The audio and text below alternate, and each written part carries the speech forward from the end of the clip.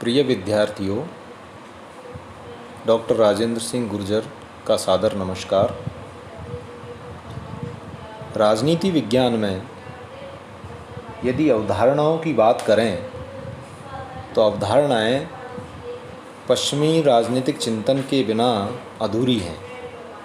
पश्चिमी राजनीतिक चिंतन की शुरुआत क्रमबद्ध तरीके से प्लेटो से होती है।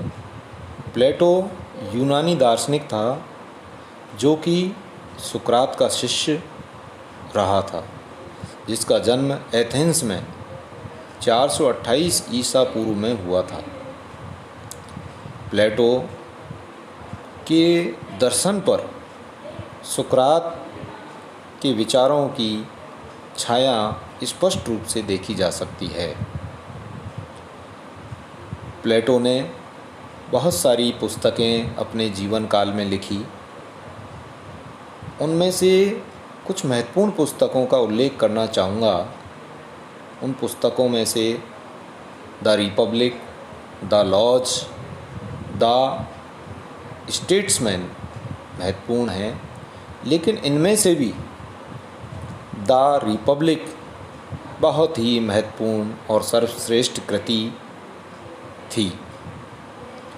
प्लेटो ने अपनी इन पुस्तकों के माध्यम से अपने जीवन दर्शन को उकेरा था।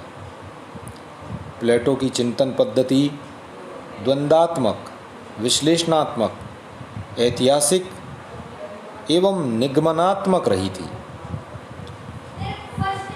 प्लेटो द्वंद्वात्मक पद्धति के माध्यम से सभी समस्याओं का समाधान करना चाहता था। प्लेटो ने बहुत सारी अपनी अवधारणाएं प्रस्तुत की। प्लेटो का दिल और दिमाग तत्कालीन परिस्थितियों के कारण बहुत उद्वेलित था, इसलिए प्लेटो ने अपनी महत्वपूर्ण कृति द रिपब्लिक में कुछ महत्वपूर्ण अवधारणाएं प्रस्तुत की, जिनमें से मैं उल्लेख करना चाहूँगा आदर्श राज्य की अवधारणा बहुत महत्वपूर्ण थी। प्लेटो के न्याय के सिद्धांत की अवधारणा, प्लेटो के शिक्षा सिद्धांत की अवधारणा, प्लेटो के साम्यवादी सिद्धांत की अवधारणा तथा प्लेटो के दार्शनिक राजा के सिद्धांत की अवधारणा अति महत्वपूर्ण अवधारणाएं हैं। प्लेटो फांसीवाद का भी जनक माना जाता है, क्योंकि फांसीवाद की शुरुआत और साम्यवाद की शुरुआत प्लेटो ने अपने जीवन काल में की।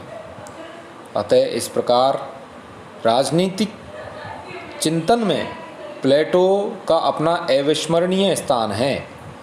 राजनीति विज्ञान की अवधारणाओं की शुरुआत प्लेटो के चिंतन से ही मानी जाती है।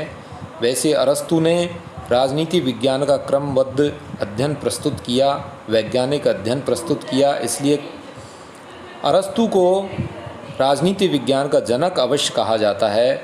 लेकिन अरस्तु की समस्त चिंतन की जो नींव है वो प्लेटो के विचारों पर रखी गई है, इसलिए प्लेटो अति महत्वपूर्ण विचारक है। धन्यवाद।